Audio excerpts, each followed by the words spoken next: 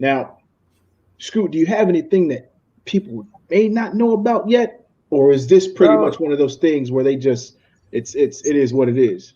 it is what it is, but I do pose an interesting question of do y'all want to discuss this now or do y'all want to save it for a hot tag?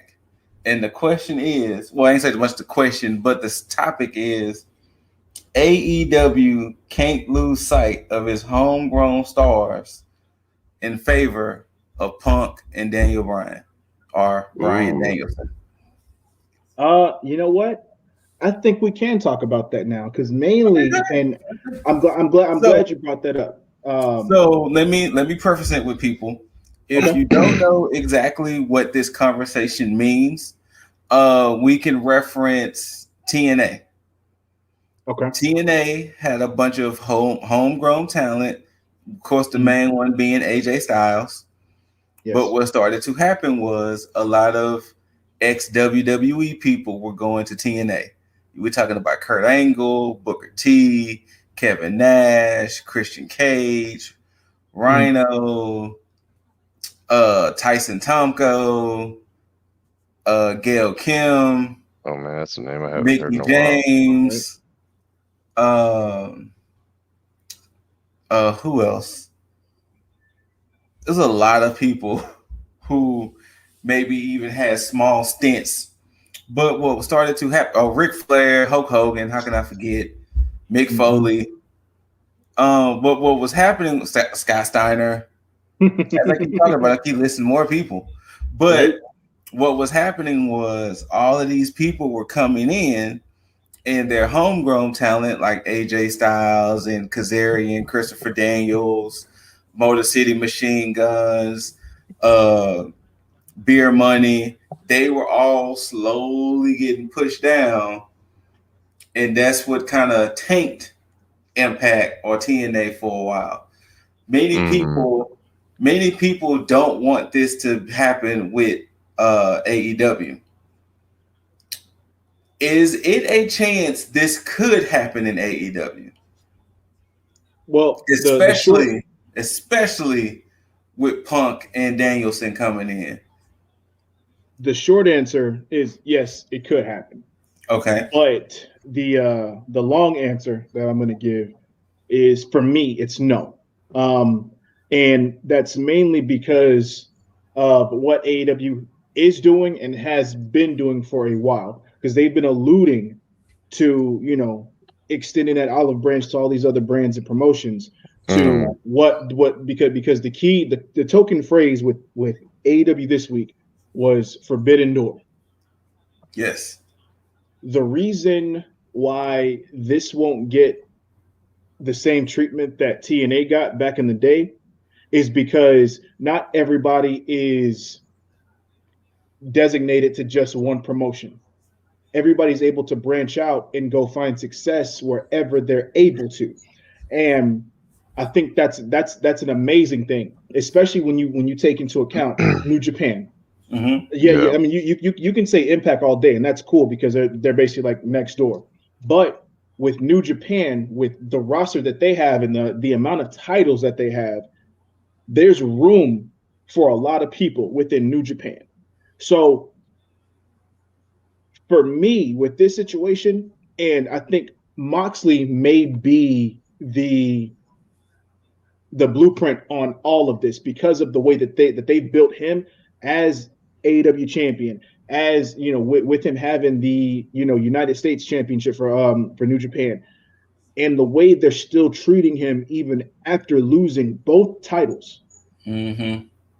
He is one of the prime people right now who has not lost steam, and Yeah. he's lost all his fucking titles. Yet he's still very relevant in what he's doing. Like he's not there. There's no shortage of competitors or contenders for him in any way, Mm-hmm. shape, or form. And I think that's going to be the reflection moving forward with AEW, with them bringing in a guy like Punk, a guy like Bryan Danielson, um, because of the fact that again. Bryan Danielson had already stated that he wants to go to New Japan. He wants to have matches Yeah. there. And I don't see Bryan Danielson being somebody who sticks solely to AEW. I think he'll come in, do a little stuff here and there, and then primarily be in New Japan and then go back Worked and out. forth. Yeah. Punk, I Yeah. think he may be the one person that actually stays in AEW for a little bit, does some stuff here and there, but I think his primary base will be AEW. So in what capacity that's going to be, I don't know. But I really don't see them, being a factor in pushing anybody else down, because I think with Tony Khan, he's a mark like the rest of us in terms of AEW and professional wrestling.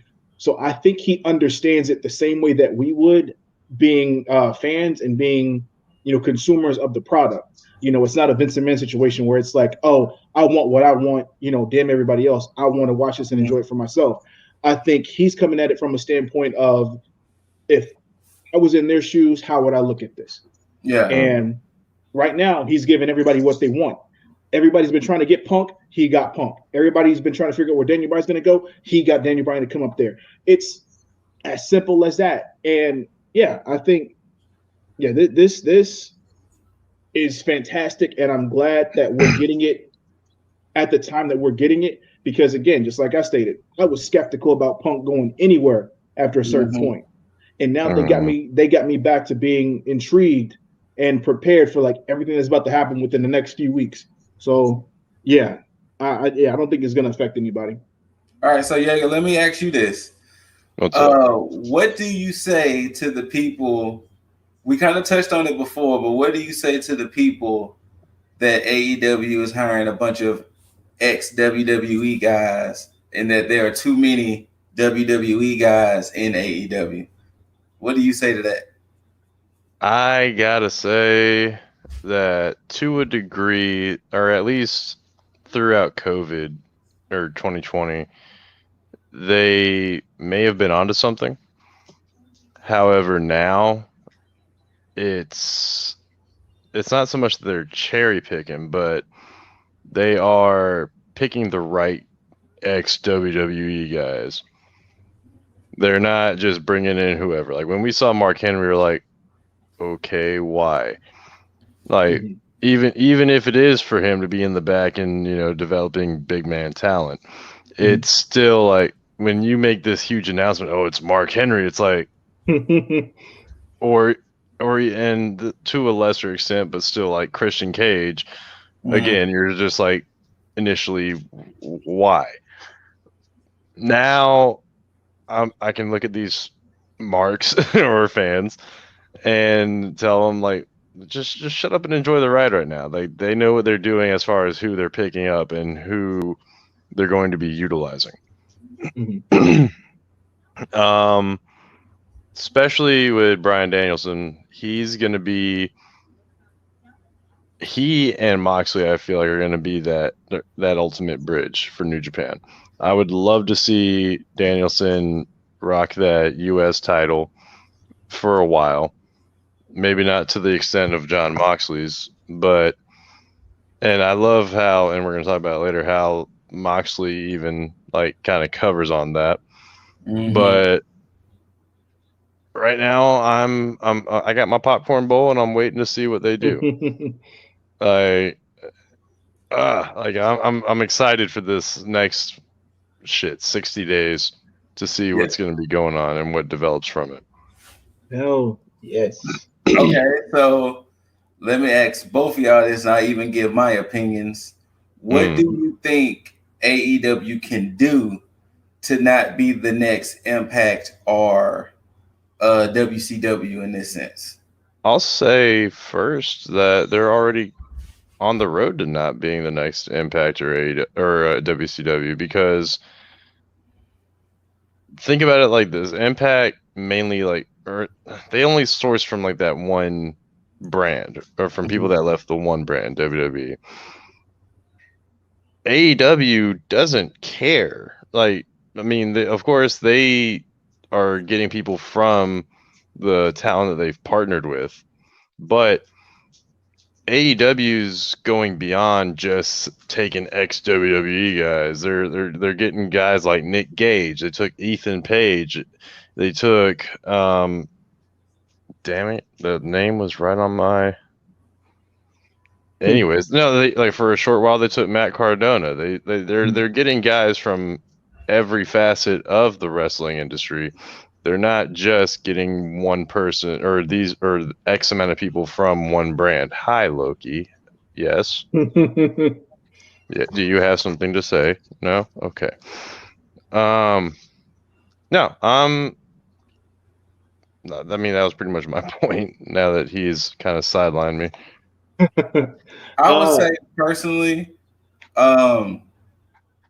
the one thing I have to look at it is for all of these people who keeps saying, you know, they're ex WWE guys or they're ex this guys. Let's just bring it to the world of sports for a second. Just sports in general. If back in the 90s, if LeBron James, if Michael Jordan would have left the Chicago Bulls, none of the other teams would have been like, no, he's a Bulls guy. We don't Exactly. want him. That's an ex-Bulls guy. All the other teams would have been ready to kill each other to sign Michael Jordan. That's if true. Kobe Bryant in the 2000s would have been like, you know what? I don't want to be a Laker. Nope. He's an ex-Laker. We don't want that guy. You know, I'll even cross industry it for you. Like nobody, and this was relevant history in recent history. Nobody looked at Tom Brady exactly. thought, oh no, that's an ex-Patriots guy. That's an ex-Patriot. Ugh, no. He has no use for us anywhere. He's an ex-Patriot. I mean, Coach looked at him. Went to Tampa, first season in Tampa, got a ring. Yeah, show it all, you mother. Because yes, Patriot fan here, Brady fan here. This guy, we know. I mean, let's just be fair. Patriots also picked up Cam Newton and went to shit. But anyway, but things happen. So the thing is that, and if we're really being honest with WCW at times, yes, the product went a little haywire, but WCW mainly went out of business because Turner Broadcasting got bought out by AOL. And AOL was like, we don't want wrestling anymore on our program. Yeah. That's the main reason why it was going out of business. So. And now Turner Broadcasting got wrestling again. And then to even put it more in perspective, when somebody gets terminated or leave a company, do you expect them not to be a wrestler anymore? Exactly. True. Like they gotta wrestle somewhere else. Yeah. I mean, so it's not like, oh well, hey, the biggest company in the world fired me. I guess I can never wrestle again, guys. Hey, time to go do something else. It's like some of these fans don't realize these wrestlers, have lives and they need to make money. Yeah. So. Well, yeah. Absolutely. No, I mean, and look, and I don't want them to get anything wrong. I mean, yeah, we've definitely come on here and we said we've had our reservations that we didn't want AEW to become, WCW or TNA 2.0 because of, who they're bringing in. But at the same time, we objectively can look at a situation and say, okay, you know what? I see what they're doing. And I'm going to piggyback off of what you said, Jaeger. And it's the fact that they are bringing in people from different parts of the independent scene as well. Case in point, Nick Gage. Do you think WWE would have brought in Nick Gage? You think TNA or Impact probably wouldn't have brought in Nick Gage because they look at that as, oh, it's some some hole in the wall, in ballrooms and bars and shit like that. We don't do that over here, but to come for AEW to experiment and say, you know what, we're going to showcase this because you may like professional wrestling, but you don't realize that you may like this over here. And that goes to show, especially with the whole WCW and WWF thing at the time when ECW was on the outskirts and barely anybody knew about that. But of course, like myself, when I was turned on to ECW, I was like, oh shit, what the fuck is this? Mm-hmm. and started watching, became a fan, but they weren't showcasing it on WWE. They weren't showcasing it on WCW. We happen to see a few stars here and there, but they weren't broadcasting it like AEW is. AEW said, you know what? Hey, we're going to bring Nick Gage in. We'll get to that match later on, but we're going to showcase what he does best. We're not going to put him in the AEW style and make him wrestle this type of match. We're going to give him and showcase him at his best, so that way you can see him at his best, rather than what WWE does. They bring somebody in from the indies because of what they did on the indies, and then water them down to do something that they want them to do rather than what they brought them over for. Keith Lee, Ricochet, Morrison, so on, and so on. Drew fucking McIntyre, who was Drew Galloway at the time, but they let him go and then brought him back after what he did on the indies. So it's just AEW will be perfectly fine with what they're doing, because they have their finger on the pulse, just like Triple H does, and they understand what the fans want and what they're willing to show the fans, because they're willing to take risk. And I think that's the main thing, is that they're willing to take risk. At this point, it would have to be the most blatant thing. Granted, what TNA did with AJ Styles was pretty blatant, but it would be blatant for them to start ignoring Jungle Boy, Darby Allin, Hangman, and a few others, because since they're technically the homegrown talent, it'll be Scorpio Sky. It'll be the most blatant act of where we're worrying about the shiny new toys rather than the old toys. The fans are completely with those four gentlemen we said. It'll be pretty blatant for them to just ignore them completely and play with the shiny new toys. They've done far from ignore them. Let's see. Jungle Boy is the first AEW competitor to get over 50 wins. He's out at 52 as of this week. Darby Allin is constantly on TV. And he's paired with Sting. Matt, you know what? Legendary, iconic Sting. He's paired with Scorpio Sky. Oh, go ahead. I was about to bring that up, and I'm glad you said it, Scoot, because if you think about all the guys who are from WWE, Mox, Cody, Sting, Christian Cage, Taz. Well, I don't want to throw Sting in that, because Sting only just had that. The reason I'm throwing him in there is because of who they brought over, because they brought over other people, and you think about all these guys that's been brought over and who they were paired with. Darby's paired with Sting right now, but he was also paired with Mox previously. Yep. The same thing with Hobbs. Hobbs is now paired with Taz, who Ricky Starks is also paired with Taz. Jungle Boy is paired with Christian right now. Jericho, they paired MJF with Jericho out, as well as Sammy Guevara, Proud and Powerful. Well, Jake Hager by proxy. But and now you take all that and you think about who's in the top title picture right now. The main fucking title: Kenny Omega, Hangman Page, The Elite, Dark Order. None of those guys are from WWE.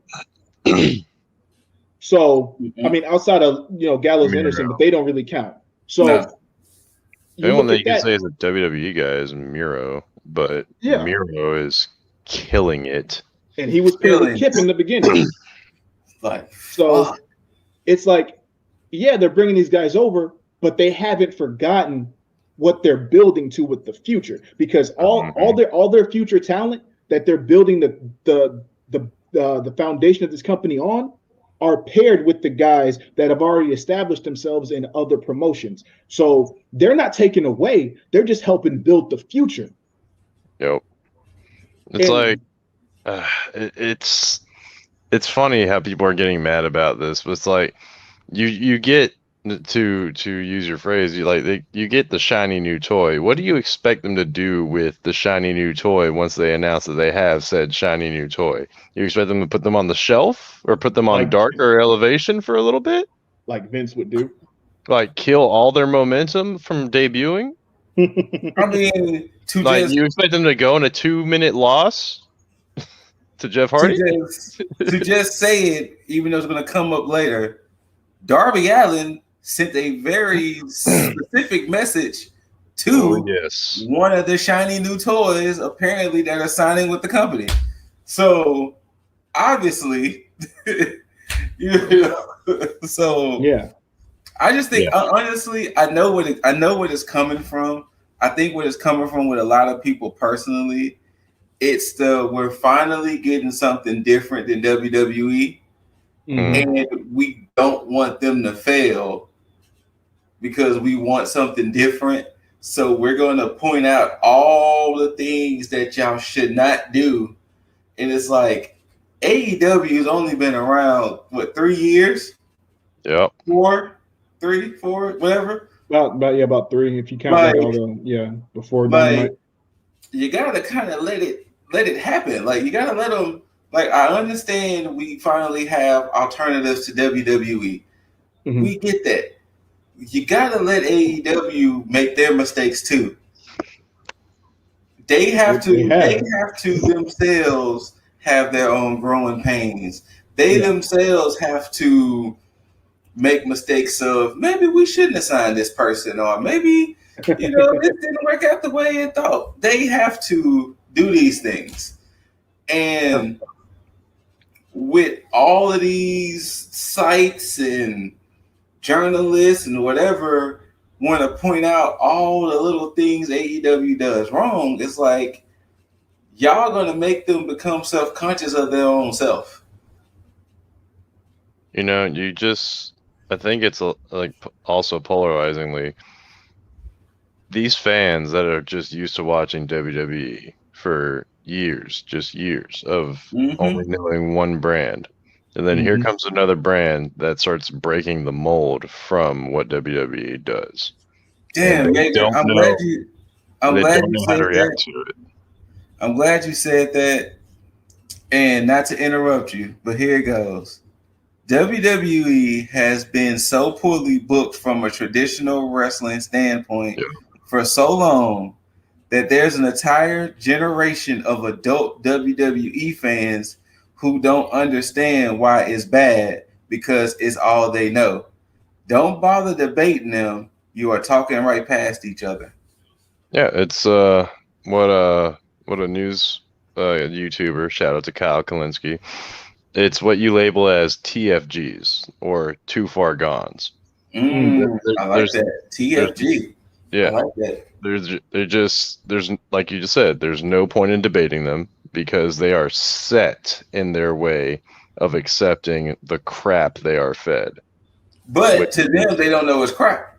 Exactly. That's what I'm saying. That's why they're too far gone. They don't know the shit in front of their face when they've got like a nice delicious sandwich over here. Yeah, and that makes sense. And you know what? I'm glad that you had sent that to us, Scoot, before. Yeah. Because that opened my eyes when I heard it. Because when I thought about it, I was like, you know what? That's absolutely right. And we've sit here and we've sat and we've talked. A lot of people like, hey, what the fuck is wrong with you? But again, if they don't know any better, we can't really get mad at everybody who follows WWE, and that also makes sense because for so long they were the big dog, which they still technically are the big dog in professional wrestling. Because even when we were growing up, that was like the place to go. Like if you wanted, like headlining a WrestleMania was like the dream for every professional wrestler at that time. Regardless of where they were, they knew that they wanted to make it to WWE to be on a WrestleMania card. It was almost like a professional wrestler's bucket list, So them being at the forefront, probably to a lot of them, it still is. And I would agree that absolutely. Unfortunately, for a lot of us, we have to deal with that because everybody knows that WWE is not everybody, but people in our age range and higher would probably say, yeah, we get it, but because WWE is so bad, it's hard to look at that as like a bucket list item because of how bad they've been for so long. to the point where it was like, why would you even want to go there? Because you're gonna have to deal with a lot of shit before you even get to WrestleMania. And even then, you're still not guaranteed a spot on there because of how poorly booked they are. Mm-hmm. So, but yeah, man, I just, WrestleMania used to be a thing that me and my friends would get all excited for. Like, as soon as January comes around, Royal Rumble's in the talks, and you're just like, shit, man, who's gonna win Royal Rumble? Like, oh my god, like what are we setting up for WrestleMania? Like what's going on here? And then it slowly becomes more predictable. Mm-hmm. And then it slowly gets to a point where you're like, yeah, I'm gonna watch WrestleMania because that's when the stars actually like go all out and give you those matches that you've been like dying to see. But when you've seen Charlotte versus insert name here for the 15th time prior to their WrestleMania match, it's not as overwhelming as it should be anymore. It's not exciting anymore. And then I'll say, go ahead. No, I'll just say like my final like WrestleMania match to where I was just truly like excited for and then ultimately let down on was Charlotte versus Asuka. I saw that. I will say this. I agree with you on that. The only thing that saved it for me, Kofi versus Daniel 2 years ago. Okay. If Kofi and Daniel didn't happen 2 years ago, and I would even say Bianca and Sasha, even though we knew Bianca was going to win that. Yeah. I mean, it was, and see, that's the one thing, to kind of parallel the booking conversation with this. AEW's case, AEW be fine because we don't know where the fuck they go with their booking sometimes. Yeah. We sit here and do our predictions and we genuinely don't be knowing. Like some matches do be clear. Yeah. Some matches are clear. A lot of matches be like for instance, the opening match of Fight for the Fallen. We will discuss that. But AEW will always be okay because they're going to keep doing stuff fresh. When was the last time somebody in WWE told another wrestler, okay, you want to fight me for my title so bad? I got 5 challenges for you. If you can do the 5 challenges, then you can fight me. You know what tends to happen in WWE? Oh, they just won this random triple threat match. I got another title shot. Or they pin said champion in a tag match. Or they pin said champion in a regular match. Yeah, it's just. Oh, I didn't tell y'all. WWE started doing their whole championship eliminator type things too.